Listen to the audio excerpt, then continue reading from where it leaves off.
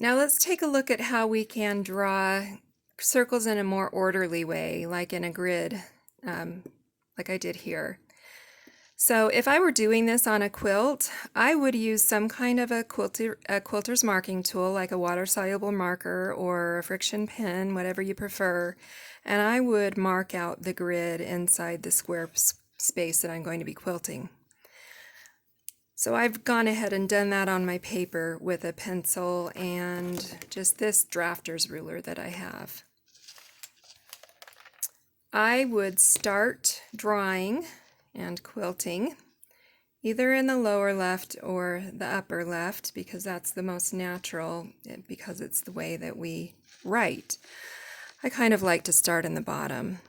So when I draw my first circle, I want to make sure that it touches the top and bottom and sides of the square that I'm putting it into. That'll keep it nice and round, and if I do that in every box, then my circles will stay a consistent size. They'll be nice and even. Now when I get to this bottom box, I have to travel all the way around the outside of the circle up to the top, and then start my second row. So you're working backwards. First you were working left to right, now you're working right to left. Now I'm traveling up and left to right again.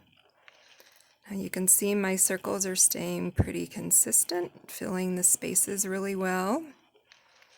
And when I'm done, I've got a nice tidy square or grid of circles.